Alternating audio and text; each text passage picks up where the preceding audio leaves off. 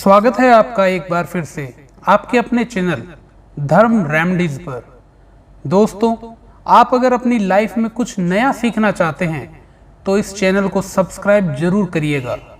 दोस्तों, अगर आप भी खाना खाने के बाद थाली में हाथ धोते हैं तो इस वीडियो को अंत तक जरूर देखिएगा।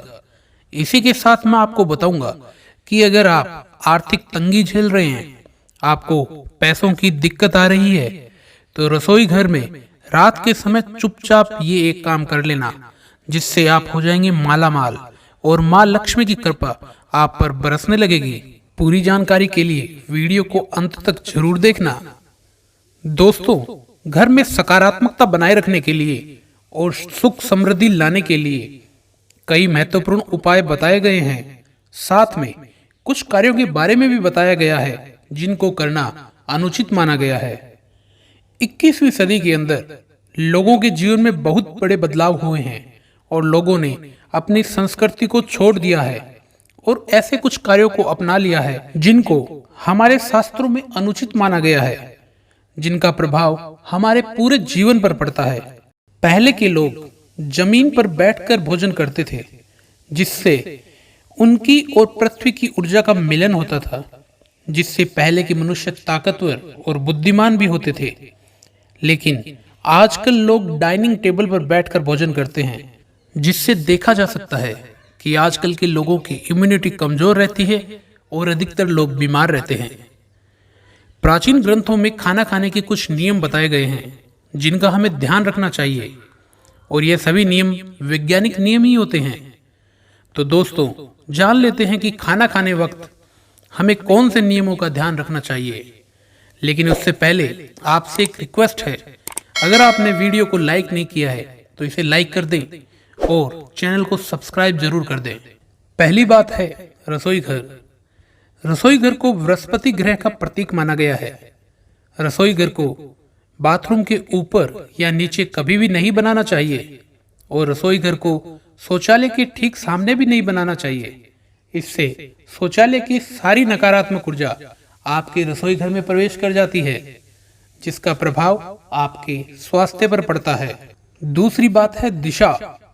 भोजन करते वक्त दिशा का ध्यान रखना भी बहुत जरूरी है। हमें सदैव पूर्व और उत्तर दिशा की ओर मुख करके ही भोजन करना चाहिए। शास्त्रों में इसे सर्वोत्तम माना गया है।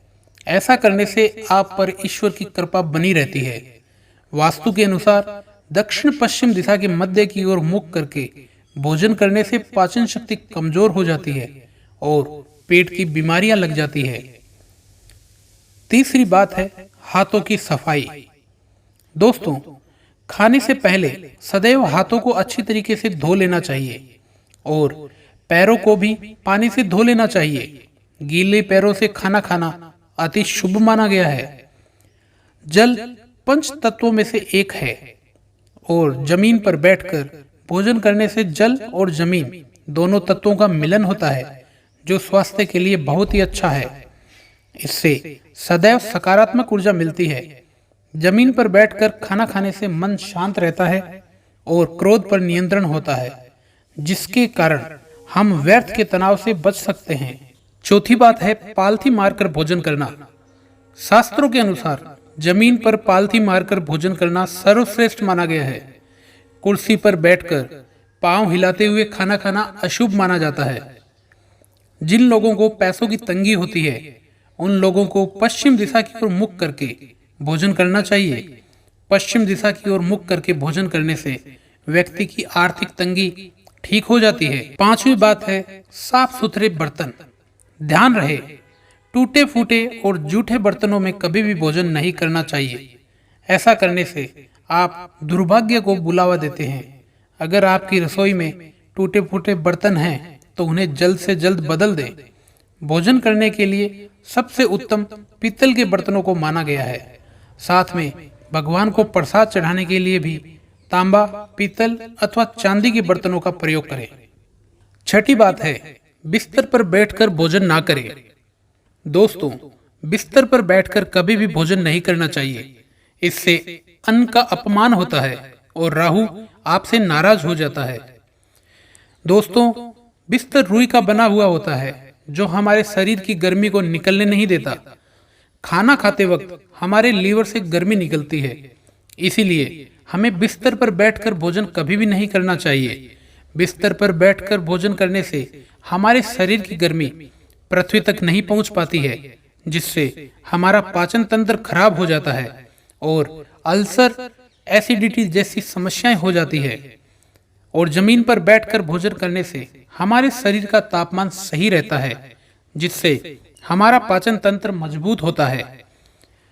और दोस्तों, खाना खाने के बाद कुछ लोग थाली में ही अपने हाथ धो लेते हैं। वह यह नहीं जानते कि ऐसा करने से उन्होंने माता अन्नपूर्णा का अपमान किया है। साथ ही इससे चंद्र और शुक्र ग्रह भी नाराज हो जाते हैं और ऐसे घर में कभी भी बरकत नहीं होती। इसीलिए भोजन करने के बाद कभी भी अपने हाथों को थाली में न धोएं और यह गलती कभी भी न करें। सातवीं बात है थाली में जूठन छोड़ना। कभी भी थाली में जूठा भोजन नहीं छोड़ना चाहिए, इससे माँ अन्नपूर्णा नाराज हो जाती है और आपको श्राप लगता है। आठवीं बात है नहाकर रसोई घर में प्रवेश करना। दोस्तों, शास्त्रों के अनुसार स्त्री को सदैव सुबह नहाकर ही रसोई घर में प्रवेश करना चाहिए और रसोई घर में प्रवेश करने के बाद गैस चूल्हे को प्रणाम करने के बाद माँ अन्नपूर्णा का ध्यान जरूर करना चाहिए और उसके बाद ही भोजन बनाने की शुरुआत करनी चाहिए। नौवीं बात है रसोई घर के सामान की प्रचुरता। दोस्तों, घर की रसोई घर में कभी भी हल्दी, नमक और चावल खत्म नहीं होना चाहिए। शास्त्रों के अनुसार इन तीनों चीजों का हमारे जीवन में बहुत महत्व होता है। इन तीनों चीजों का रसोई घर में खत्म होना अशुभ माना गया है। 10वीं बात है पीने के पानी का घड़ा। दोस्तों, सभी के घर में पीने के पानी का घड़ा रसोई घर में जरूर होना चाहिए। पानी के घड़े को सदैव उत्तर पूर्व की ओर ही रखना चाहिए और एक बात सदैव ध्यान रखें कि पानी का घड़ा कभी भी खाली नहीं होना चाहिए। यह हमेशा भरा हुआ होना चाहिए, क्योंकि घड़ा खाली होने से घर में सुख और संपत्ति की कमी आती है और आपको व्यापार में घाटा भी लगता है। वहीं भरा हुआ घड़ा सुख और समृद्धि की निशानी होता है। दोस्तों, इसके अलावा शाम के समय मंदिर में दिया जलाने के बाद हमें पानी के घड़े के पास ही एक दिया जलाना चाहिए, जिससे हमारे सुख और समृद्धि में वृद्धि होती है। रसोई घर में खाना बनाते वक्त पहली रोटी सदैव ही गौ माता के लिए बनानी चाहिए और अंतिम रोटी कुत्ते के लिए। ऐसा करने से हमारे रसोई घर के वास्तु दोष समाप्त हो जाते हैं और माँ अन्नपूर्णा का आशीर्वाद हमें प्राप्त होता है। इसीलिए रसोई घर में कभी भी जूते और चप्पल पहनकर नहीं जाना चाहिए, इससे भी माँ अन्नपूर्णा नाराज हो जाती है। दोस्तों, अब हम आपको बताते हैं कि अगर आप आर्थिक तंगी से गुजर रहे हैं और आपका व्यापार सही नहीं चल रहा है या आपकी नौकरी के अंदर कोई भी परेशानी आ रही है, तो आपको क्या करना चाहिए। इसके लिए आपको रात को एक बाल्टी पानी भरकर रसोई घर में रख देना चाहिए और सुबह उठकर उसी पानी से घर में साफ सफाई करनी चाहिए। इससे आपकी सभी परेशानियां जल्दी से जल्दी खत्म हो जाएंगी और माँ लक्ष्मी का आशीर्वाद आपको जरूर मिलेगा। दोस्तों, आज का वीडियो आपको कैसा लगा कमेंट बॉक्स में कमेंट करके जरूर बताइए। वीडियो अच्छा लगा तो इसे लाइक, शेयर और सब्सक्राइब जरूर करें। धन्यवाद।